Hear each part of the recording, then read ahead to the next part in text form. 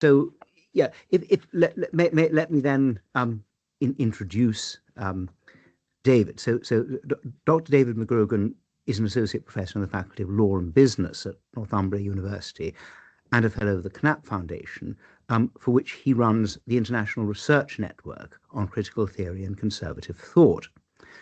David's primarily interested in the role that law plays in shaping the relationship between the individual and the state, and in particular, how it creates or undermines the conditions of freedom within that context. His monograph, Critical Theory and Human Rights, From Compassion to Coercion, was published by Manchester University Press in 2021. In January 2026, his volume, The Conservative Critique of Liberalism, co-edited with Martin Beckstein, will be published by Edward Elgar Publishing. And he's currently working on another monograph, provisionally titled Tyranny and Desire, which will be published by Polity. And David is now going to give a paper called Freedom Under the Law, a Research Agenda for Conservative Jurisprudence. So thank you very much, and over to you, David. Thank you, John. With a break with tradition, I'm going to use PowerPoint for this presentation, if I can. So bear with me for a moment. Can you all see something resembling a PowerPoint presentation? Okay, great. Yeah. So now I'll put it onto present mode. That'll work. Yes, there we go. So thank you very much to the organisers of this event, and especially to John for providing the impetus, and to Aaron for giving things organisational heft. The initial conference which kicked off this project of John's was really excellent and thought-provoking. And John's recent follow-up presentation, delivered in the series of Knapp Foundation seminars, similarly provided a great deal of food for thought. In particular, something emerged from these events that really struck me as something of a challenge. And this was the observation that freedom is not something which conservative thought really ought to concern itself with particularly. Conservative thought, in other words, and here I should perhaps lay my cards on the table and say that I have some doubts about whether there is such a thing as conservative political philosophy, has traditionally been preoccupied with conserving things. The clue is in the name. Hence, conservatives have tended to concern themselves with the preservation of particular institutions, the family, the nation, the church, and so on, which they value. And stereotypically, at least, these are institutions which would find themselves being threatened by the existence of, quote unquote, too much freedom. John also himself made the strong case that conservative political philosophy, if it exists, may be better suited to an elaboration of virtues rather than freedoms. Yet, oddly, as he pointed out, it is also the case that in more recent decades, political conservatives, or people who at any rate call themselves political conservatives, have become very interested in promoting something which they call freedom. The free market, freedom of speech, academic freedom, and so on and so forth. This all relates to the central question confronting any discussion of conservatism in academic circles, which John himself also, of course, raised, which is that conservatism is really best thought of as a stance or a way of being, which different people adopt in different contexts. Samuel Huntington famously called it a situational philosophy. Everybody is conservative about things they value. We therefore get easily mixed up by arguing about over what we should value, and then leap from the conclusion that because we value something and wish to conserve it, that valued thing is somehow essential to conservatism as such. I decided that I would attempt today to provide a response to this aspect of John's argument, setting out what I consider to be the case for a conservative interest in the relationship between law and freedom specifically. I want to say three things before I do. The first is that I'm not a political philosopher, I am a lawyer. The second is that I by no means consider myself to be an expert in what I'm going to say today. What I'm doing today is really designed to raise what I think to be important questions which should be explored. And the third, following on from that, is that this is not to be thought of as a coherence or cogent argument. I'm always highly suspicious whenever an academic says this sort of thing in advance of a presentation, thinking perhaps slightly uncharitably that it's just an excuse for not having prepared very well. But in this case, I really am in the position of a man in the white costume in the party in Annie Hall. Right now, it's only a notion, but I think I can get money to make it into a concept and later turn it into an idea. I put it before your eyes and ears for, to use that dreaded word, feedback. I would like to begin with some armchair amateur philology, the reasons for which I hope to make clear as I go on. We are, I think, aware that freedom is a loaded term which has different meanings in different contexts. You are, I hope, familiar with distinctions between freedoms from and freedoms to, ideas about positive and negative liberty, the distinction between liberty and license, and so on. Those are hoary old topics.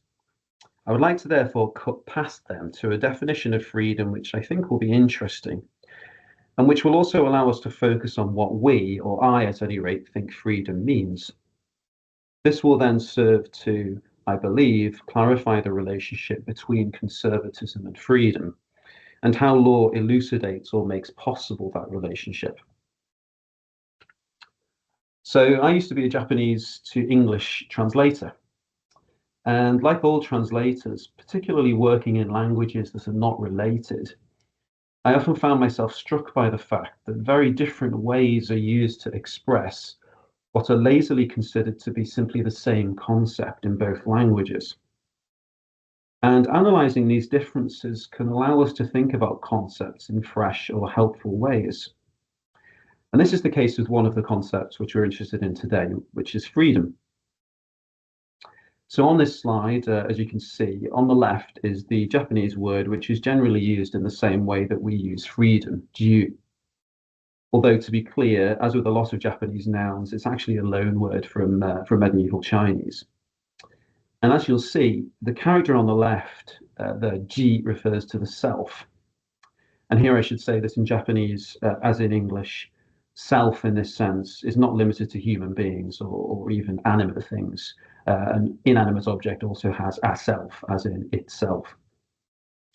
And the character on the right, you, and here I quote the Japanese equivalent of the Oxford English Dictionary, the Nihon Kokugo Daijiten, refers to a word indicating the grounds or reason giving rise to a phenomenon or state of affairs. And I stress that that's my translation of the original. This implies something interesting, I think, about the nature of freedom as the Japanese, or perhaps I should say the medieval Chinese, would have understood it. Freedom is the grounds or reason giving rise to the self. It is, if you like, what allows the self to become itself, or indeed the very fact of the self becoming itself. To extend the thought a little, although not, I think, too far, freedom is the absence of anything preventing the self from becoming itself. This, I think you would agree, bears a family resemblance, at least, to the concept of telos, although I think without the implication of a value judgment. What is free is that which is itself, or which becomes itself. With that definition in mind, let me move on to the subject of freedom and conservatism, and the role which law plays in that relationship, and provide an overview of what will follow, with my main interest here being in the question of whether the use of law to secure freedom could be understood to be a conservative goal, and what the connection between law and freedom is, understood, as it were, conservatively. So I'll begin by discussing the relationship between law and freedom through liberal and Marxist lenses.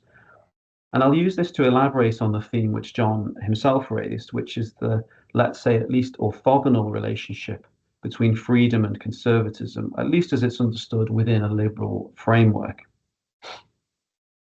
I will then ask whether there is nonetheless a useful research agenda to be pursued concerning law and freedom in conservative thought.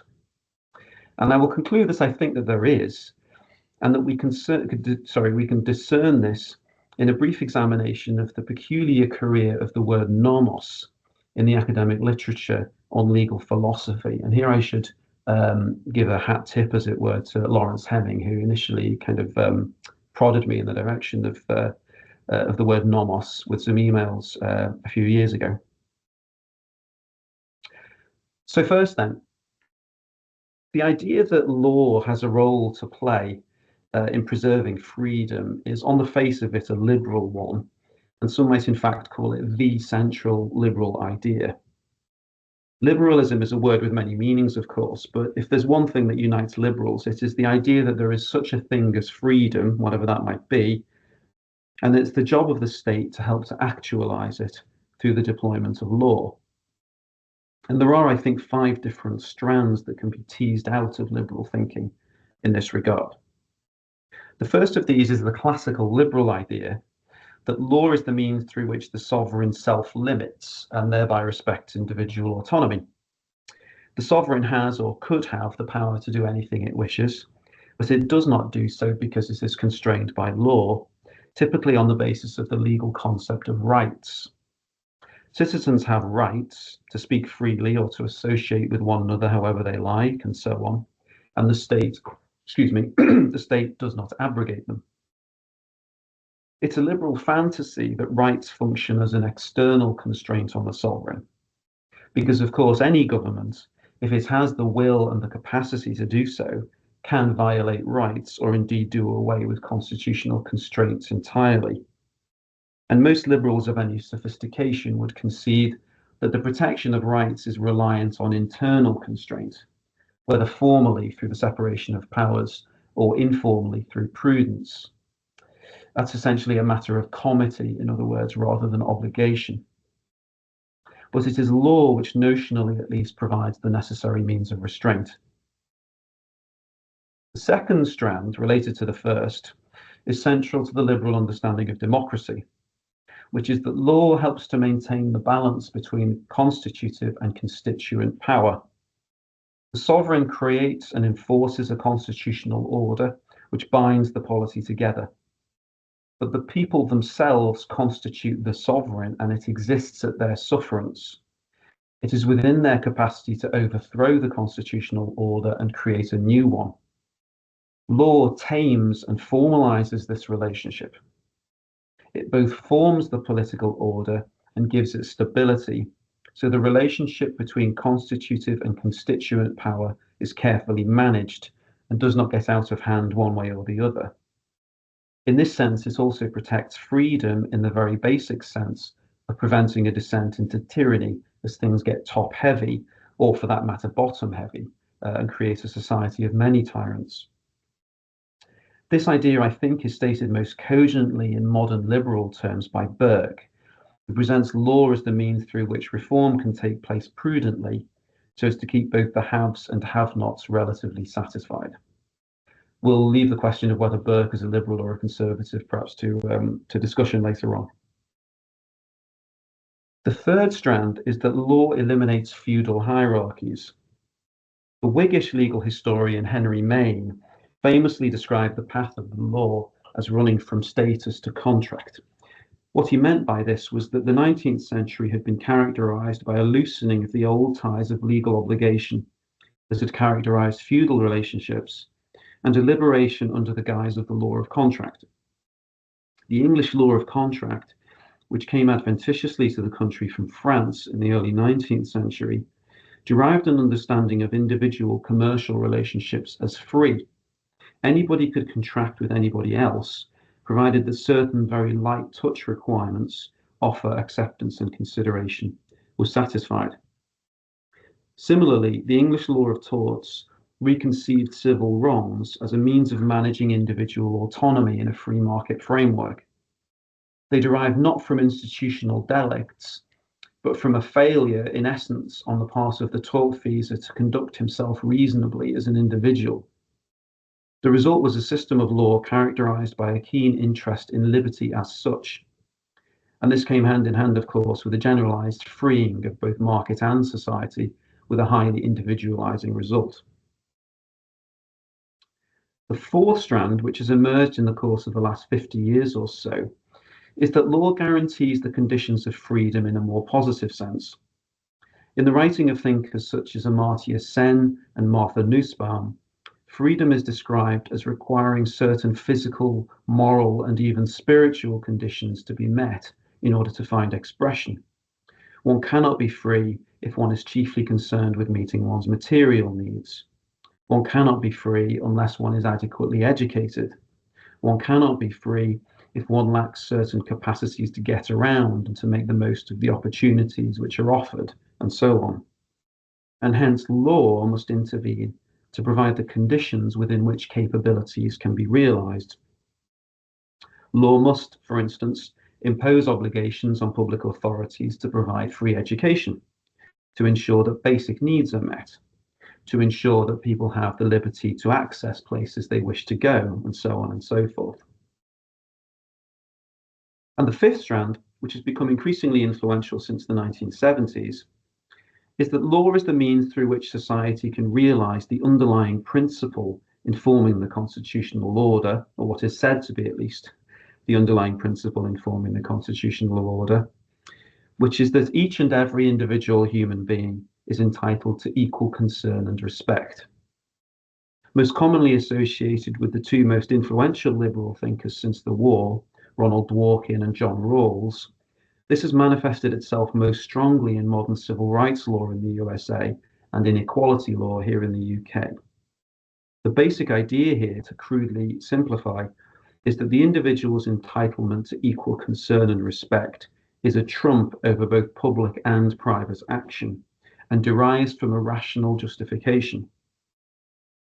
Since under the veil of ignorance, it is the principle which all individuals would recognize as the most rational basis on which to constitute a political order, it is the principle on which rational order is founded.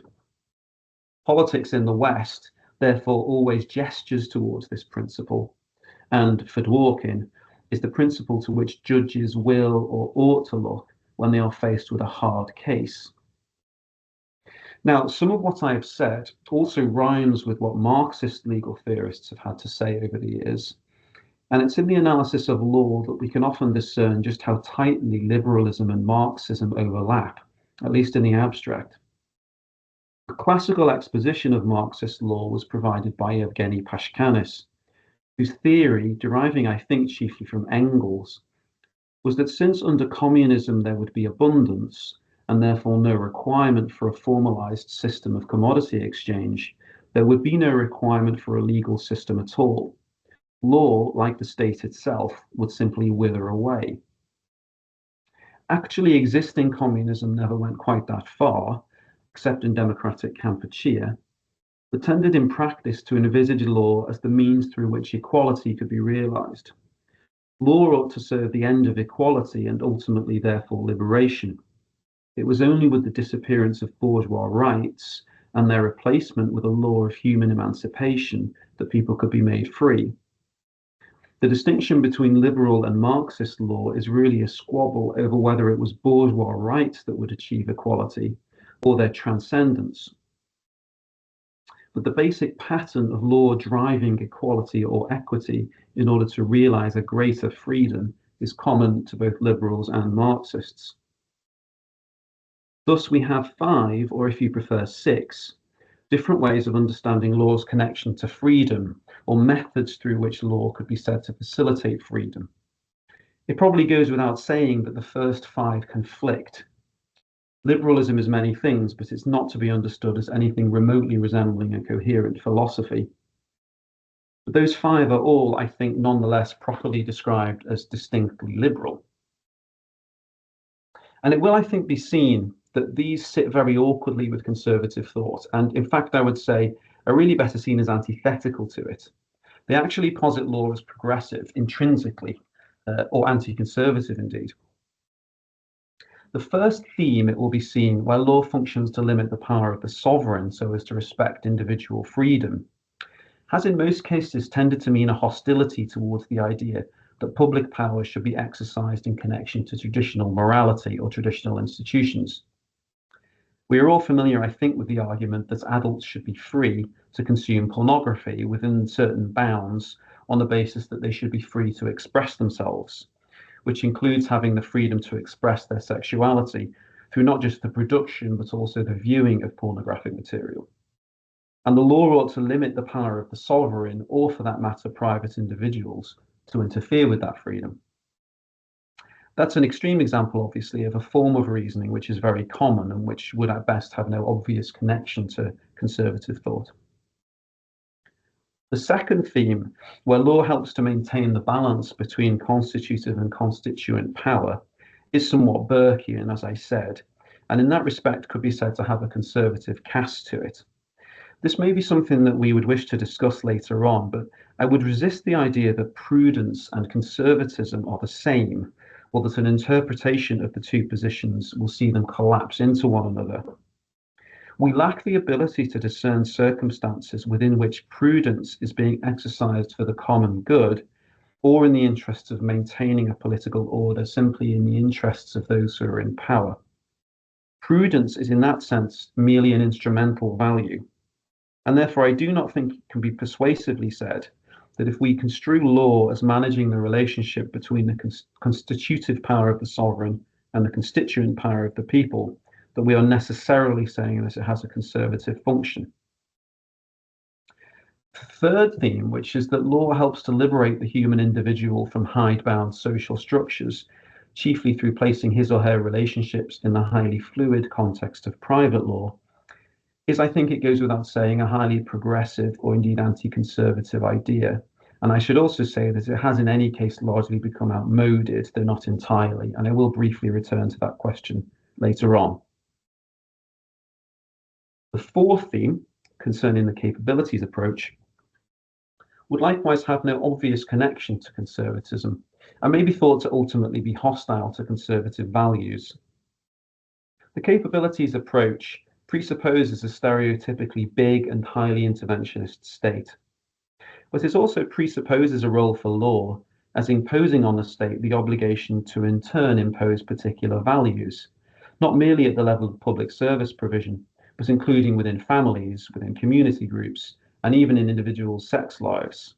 Martha Nussbaum indeed listed ensuring that everybody has the opportunity for sexual gratification as one of the state's core responsibilities in ensuring that people's capabilities can flourish. Since the state must create conditions within which people's capabilities are secured, it must take oversight of every nook and cranny of private life. And the consequence is that other institutions which conservatives value, the family most of all, lose their autonomy and character and become simply arms of the state itself. I've just realized I had a nice animation around crossing these out, so I'll cross them all out now. The fifth theme, which is that of equal concern and respect, is in some ways more complicated than it looks. I have an editor collection coming out in the new year, as John mentioned, on the conservative critique of liberalism. And one of the chapters in it does actually make the case that Dworkin can be understood in some ways as a conservative thinker. This is because it's undoubtedly the case that equal concern and respect is a value which has characterized Western thought for a very long time, and in itself might be considered to be a feature of our civilization that is in itself to be conserved. And Dworkin was by no means a political radical. He has many shades of Burke, in fact. But ultimately, I don't think that the idea that equality is the foundation of the political order can be reconciled with conservatism, since it presupposes that the task of politics is to continually and progressively eliminate inequality of any kind, not just formally, but ultimately in substance too. This is not a foundation within which institutions outside of the state can maintain health, or even in the long run survive, because institutions do not exist without exclusion or hierarchy. It is difficult to see then how the conserving of valued institutions can fit alongside an instrumentalization of law in the service, of equality. The idea then that the purpose of law is to secure the conditions of freedom is not an attractive one for conservatives if it comes in a liberal guise. Indeed, legal liberalism can quite readily be described as the antithesis of conservatism, in that its foundation appears to be the drive to make freedom and state power synonymous, to ground the political indeed in a claim to be able to liberate. I hardly need to belabor the point, I think, any further than this. But let us return to the definition of freedom which I advanced earlier on. If you will recall, I said that there is an understanding of freedom that is distinct and which is connected to the idea of the self becoming itself, freedom conceptualized as the self being itself or becoming itself. And here is where I would like to suggest that freedom can be described as a conservative value, in that it would represent an idea of what is, being constantly transformed or developed into a more complete or fuller iteration of itself, remaining recognizably itself and being allowed to become itself without interference. This, I think, to a reader familiar with Oakeshott, puts us quite close to his understanding of the relationship between freedom and law. For Oakeshott, freedom is not a mere absence of constraint or the ability to exercise agency, but the capacity of the individual to become a fuller and more complete expression of him or herself, with the value of agency lying in the excellence of its authenticity, authenticity being good for its own sake. And he did not mean by this a kind of hippie-ish commitment to doing whatever one feels like. He meant it in the sense that an individual is embedded in a culture and a society, and most importantly, in experience, and that these are formative of the self, which authentically becomes itself. This type of freedom meant that a system of law had to exist, which did not interfere with, but allowed the process to take place, within which a man could know how to belong to himself. That's actually a quote from Montaigne originally, but one that Oakeshott himself borrowed, I suppose. Oakeshott called this nomos, or nomocracy, a set of rules that reflects a social grammar to which subjects only owe what he called a watery fidelity. This, of course, was in opposition to what he called teleocracy, which was a system of law and politics which aimed to achieve ends and demanded of its subjects a total commitment. It was only in conditions of nomocracy that Oakeshott believed that it was possible to achieve a modus vivendi within which everybody gets a chance, if fortunate, to become more fully, as it were, themselves. Otherwise, they simply become like cogs in a machine working to achieve some externally determined end. It's difficult to know why Oakeshott chose the word nomos, other than that he was wont to use Greek and Latin terminology in order to get away from English words that he thought to be too ambiguous, like law. I don't believe that in On Human Conduct he explains that he is just what he is describing and why it ought to specifically be called a nomocracy, nor in the other place he uses the term in his lectures on political philosophy. But the choice of word is interesting, and other uses of the word nomos are provocative. I'm no classicist, and Thucydides and Plato are all just Greek to me, but if one looks up the word nomos in an ancient Greek dictionary, one finds it defined variously as anything assigned, a usage, custom, law, or ordinance, but also that which is in habitual practice, and also a place of pasturage, and on its face, somewhat oddly, herbage, which I would take to mean edible vegetation or flora or something of that nature. And those various usages have been explored here and there in the Analects of Legal Philosophy.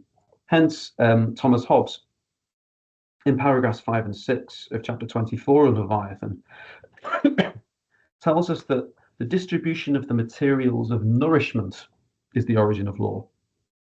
And he elaborates, and this they well knew of old, who called that nomos, which is to say distribution, which we call law, and defined justice by distributing to every man his own. And he goes on, that the first law is therefore the division of the land itself. Typically for Hobbes, he casts this in a top-down manner, going on to explain how once the Israelites had reached the promised land, it was Eleazar the priest and Joshua the king who decided who should get what. And that obviously simply plays into Hobbes's broader point, I suppose, that he wished to make in the Leviathan.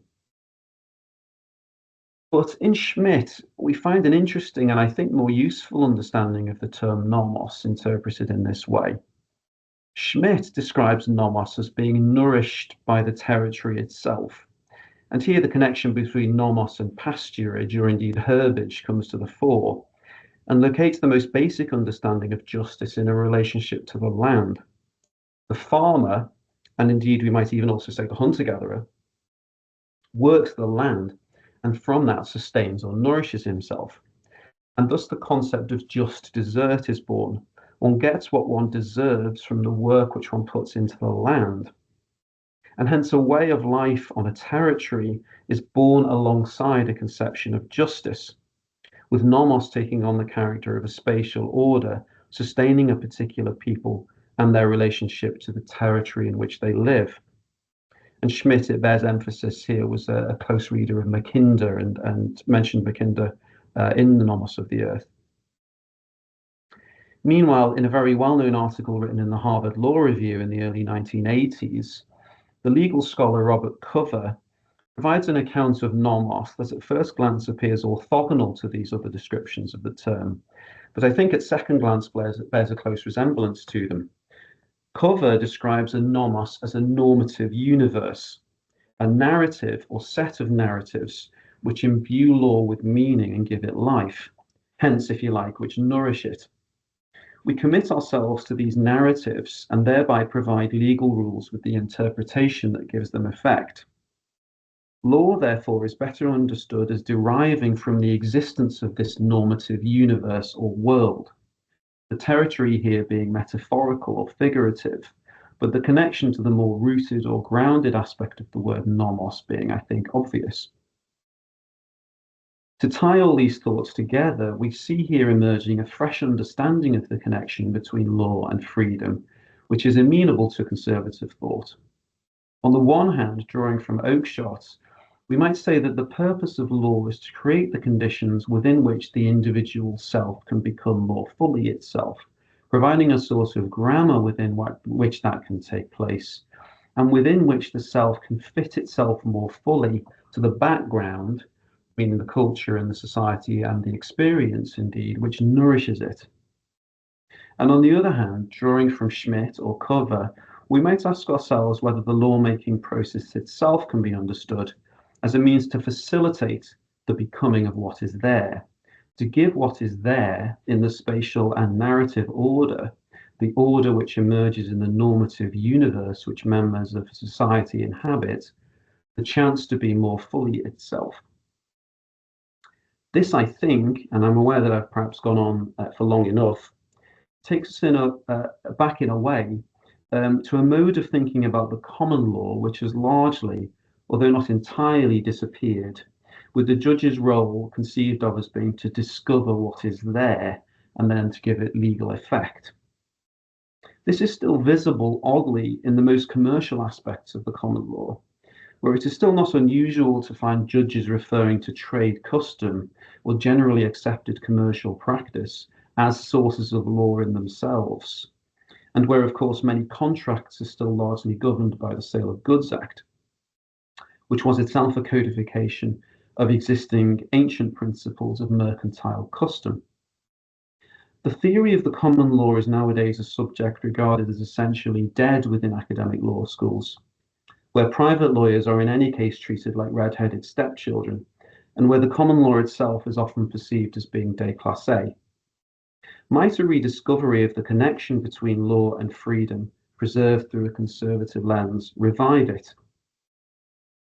That's the direction in which I would like to take a research agenda into the future, although I'm only, as this presentation demonstrates, at the very start of that process. So I offer these thoughts to you in that spirit, really, as a way of raising a possibility. And I hope it provides at least some food for discussion in the time that remains to me.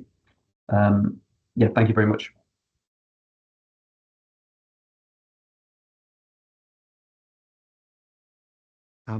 So that worked. thank you very much indeed. Yes, that all worked, and that was an excellent, I think, very clear paper. And so let me invite questions and remarks. Now, so I see, in fact, yes, Aaron has his hand up first, and Laurence has his hand up second. So, Aaron, over to you. Thank you. I knew it was a race against time to get in front of Laurence, so I did it quickly and then applauded. Thanks, David. That was a really interesting paper. It's interesting that Hobbes and Schmitt are clearly playing on the double usage of the word nomos, depending on where the acute accent is placed. It either means law or convention, or farm and pasture land. So that's clearly where Hobbes and Schmitt are coming from. But my question was, I think it was on the second to last slide, where you defined freedom in conservative thought is the means through which, I think I wrote it down. I'll share my screen again. Yeah, thank you. There it is. The means through which that which is can become more fully itself. And so this question is, I think, born out of ignorance more than anything else. But why does that specifically define conservative thought rather than liberal thought? What does liberal thought do, or liberalism do, that stops that? Yeah, it's a great question. And it's actually, it relates to the reason why Dworkin might be described to be as a conservative thinker. Because to a liberal like Dworkin, Dworkin describes Western, he doesn't use this phrasing, but you'll understand what I mean. He describes Western civilization as being essentially on a path to a full realization of the idea of equal concern and respect. And he would say that is the sort of animating value which underpins at least American civilization, but I think he would probably extend that to include, Western civilization as such. And so what he would say is that liberalism is sort of the means by which that idea finds expression, and that the law has to be informed by this underlying principle. How we interpret the law has to be informed by an underlying commitment to equal concern and respect. And he describes this as being a story which unfolds. We have an idea in our minds that's kind of inchoate, that it would be that we all want to be equal, right? That we all want to be fully ourselves, as it were. We all want to kind of have complete autonomy and be who we, really are, to put it in a kind of Disney princess sort of a way. And that story unfolds gradually through legal decisions and the making of law, which kind of elaborates on that idea and give it fuller and fuller effect across time. And so he describes judges as constructing, and he uses this metaphor of a chain novel. Like he imagines, as though we're kind of like Charles Dickens, we're writing the next chapter in a novel, and every single judicial decision that's made is like another chapter in the novel that's building up towards this kind of complete story, that we'll have at the end, where we'll all be have equal concern and respect. And so that obviously is a liberal idea, but it's also, you could describe it as being a conservative one, because it's kind of, it conceives of there as being like a tradition in Western thought that's gesturing towards equal concern and respect, and we merely elaborate on that tradition. And so there is a interesting and important, I think, sort of connection there between liberal thought and conservative thought that we can't get away from. But what I think Oakeshott would say in response to that is that the Dworkinian idea of equal concern and respect is a rational one, because it really derives from Rawls's idea of Dworkin was really just kind of elaborating the legal consequences of Rawls' idea, right? Which is that the only rational justification for a political order is equal concern and respect, because that's the only thing that everybody would agree on if they started from a position of ignorance, right?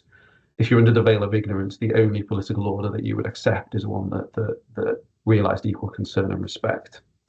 And so that's a political order which is rooted in rationalism, which isn't connected to a tradition, actually. It's really just something that's derived from purported reason. Whereas what I think Oakeshott would say is that we are each individually a product of our nature, of course, our parentage, where we're born, the language that we're brought up with, the traditions in which we're embedded, the experiences we have, right, which he, kind of keen to emphasize are the most important. We're each a kind of product of that. We're like a witch's brew, which kind of brings all that together.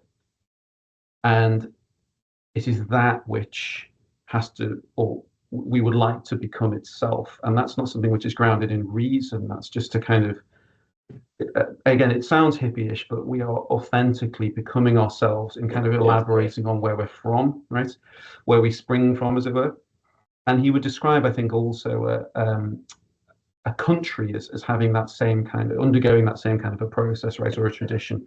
It's formed by this great complex mix of influences that kind of come together and kind of work themselves out. And that process by which it works itself out is not rational, because how could it be? Because it's simply what's happened, right? And that is his much more, I would call, conservative spin on the idea that freedom can be understood conservatively as simply a kind of working out of that which is there, right, or that which has happened. I hope that answers your question. It does, yeah. No, I mean, it sounds a lot like Heidegger and a little bit like Hölderlin as well. So no, thank you very much. Yeah, Oakeshott definitely read Heidegger and Hegel, yeah, so there's definitely he was obviously influenced, I think. Yeah. Thank you. Right. So thank you. So Laurence, then it's your turn. You need to unmute. David, thank you. I enjoyed that immensely, and there's an awful lot that I would want to say and ask you about. I mean, on the connection between fields and laws, the root there is the verb nemein, to allot, and so a field is in some sense an allotment. But the other word that helps us into the original meaning of nomos in Greek is nemesis, that which befalls you. And the question that I wrote down as you were speaking was, what is law that which constitutes the person, as it were? Is this what lies at the basis of the person? I mean, the real connection here is with fate, or is it what disciplines the person, what holds the person within certain borders? I mean, the question that I was hovering in my mind all the way through your paper was, what's the difference between law and limitation? I mean, in Greek, between nomos and peras. Those are just observations as I was enjoying your paper. But the thing I wanted to ask you about, you made no reference to common law and to the difference in structures between common law and what we tend to call Roman law, as it were. And I wonder if that helps us, because it seems to me that a fundamental, and it's something I'm going to mention when I speak shortly, my understanding of common law is that common law, its primary aim is to give freedom, is to grant freedom. In other words, the old adage that law, that everything that is not explicitly forbidden is permitted. Whereas Roman law tends to work in the opposite direction. Those of us who've had anything to do with being trained in the Catholic Church will know that the one question you must never ask in the Catholic Church is, can I do X? The answer will always be no. I mean, but I wondered if you'd comment on that, because it seemed to be crucial. And one of the things that I have found very difficult is what seems to me is we've embraced regulatory legal frameworks, the disciplining of the person, if you like, in the current technocratic environment.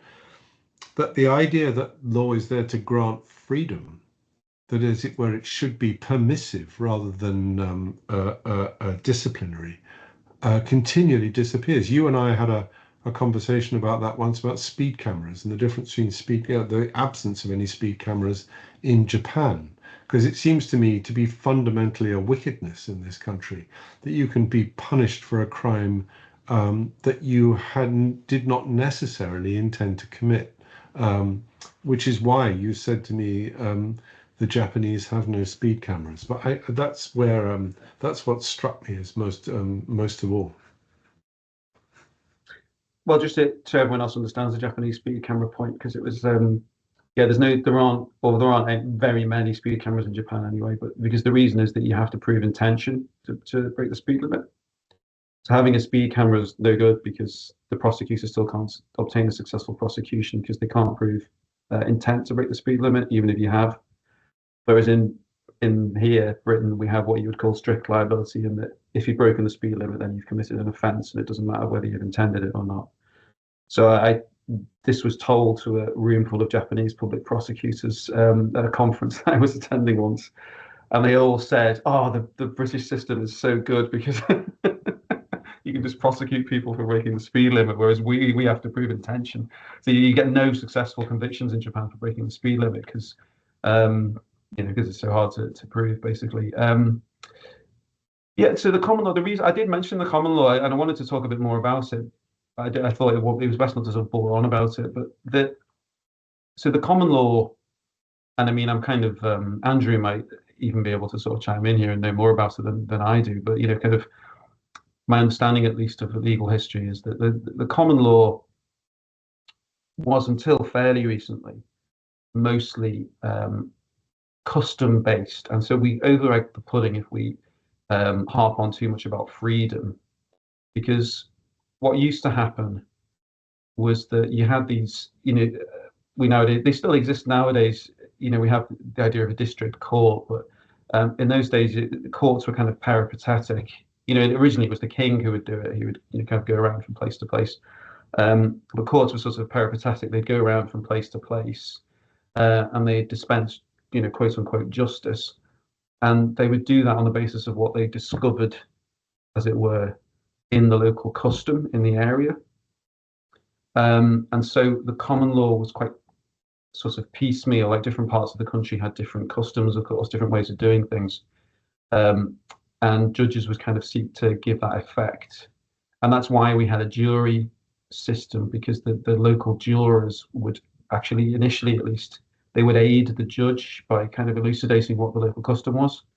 And they would go out and investigate. Often jurors had a kind of investigatory role as well, so they'd find out the facts to kind of help the judge reach a decision.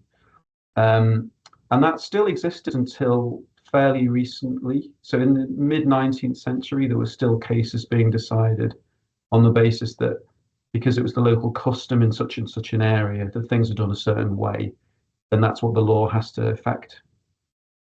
So I think the really important connection for me is not so much between the common law and freedom, but between common law and custom. But the common law is, and common law theorists of yore would always talk about the law as a process of discovery.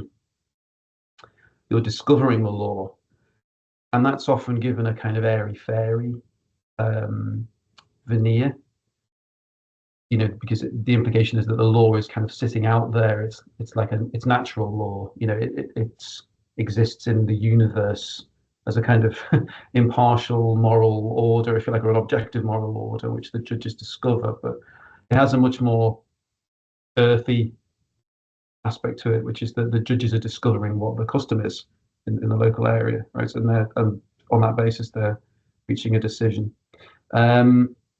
So yeah, obviously that the idea that English law protects freedom is also a very old one, but I think it sort of runs in parallel to the evolution of the common law. I think that's more of a sort of what's the best way of putting it? Like it's almost kind of a different doctrine or a different idea, really, that kind of came together in the 19th century, I think. But I'm not speaking as it from a position of absolute expertise on that. I don't know if Al, because Andrew is. Should I say, Andrew, you're a very eminent legal academic? No, don't say that. I'm going to say, Phil, the thing you said about your paper, with all the caveats.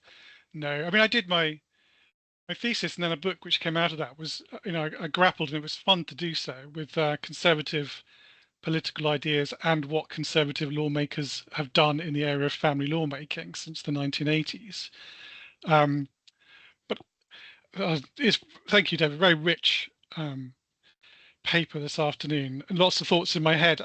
Just one incidental one related to the Japanese speed camera point. I wonder what that might tell us about the underlying ideas informing those legal systems. And it just reminded me of a book, Humankind by Rutger Bregman, which is a kind of popular, I don't know if you've come across that, but he basically just says, what would society look like if we start from the position of thinking people are intrinsically good, as opposed to if we thought of them as intrinsically bad. And you could argue, maybe, I don't know, this thought just occurred to me literally off the top of my head, that maybe the Japanese system is thinking more favorably about humankind than the British system. But anyway, but it did make me think of, because I come across, this is something I tried to unpack in when I looked at it, this Burkean notion of a kind of pessimistic view of human nature in Burke's conservatism, and therefore a need for law to kind of restrain and guide and limit that freedom. But I just wondered if you wouldn't mind just repeating that last sentence or two about your possible future research agenda, because it came pretty quickly and I thought that was a key thing. Just I'd love to hear that. But again, that's a sentence or two. But well, yeah. Well, I mean, you might appreciate this more than others. I don't know. Are you still at the Open University? Yeah. Yeah. So, because it's been a source of immense, what's the right way of putting it? Immense frustration to me. This is very much something that, if you're not a legal academic, you might not sort of have a grasp on. But academic law schools have become infested by public lawyers who, and it's the only interesting. I mean, family law is a bit of an exception because you'd call family law private law, I guess, wouldn't you? But it's and there are some areas of private law where you still get some kind of exciting research going on, like maybe employment law as well. But the old sort of traditional common law subjects, contract, tort, equity and trust, are basically dead as far as academic research goes. There's just nothing interesting being said about them whatsoever. And I actually went to a conference over the road at Newcastle about a month ago, and it was notionally a private law conference. It was law of obligations, and every single paper was basically a public law reading of a private law issue. It was kind of like, or vice versa. It was one of the papers, for example, was about, well, how can we solve the problem of nuclear rearmament through a tort law lens? And one of them was about like, what's the other one? Oh, like environmental law. How can we save the environment by kind of creating a tort about environmental harm? So it's not really private law. It's kind of like a public sort of oriented private law, if you see what I mean, or kind of like it's breaking down the barriers between public and private law. And so common law research has just disappeared. And I'm very interested in reviving it because I think there's an awful lot that's interesting to say about the common law philosophically that hasn't been said or that's kind of fallen by the wayside. And I think thinking about the origins of the common law and its connection to freedom might be a way of reviving an interest in common law, particularly in private law as such. So when I say about a kind of a research agenda, I'm personally interested in these subjects, but I think it might be a means through which to revive interest in sort of common law research per se, given that it's really kind of become defunct in the last, well, however long it is, I think since the 60s, really. I don't think anyone's had a huge amount that's interesting to say about private law. So, interesting. Okay, thanks. I'm just mindful of the time. I suppose I would comment very quickly. I suppose my experience is, and I wanted to get into the messiness of lawmaking and laws, and particularly statute. How much in your work you might need to move away from abstraction to look at law itself and enter into the messiness of it.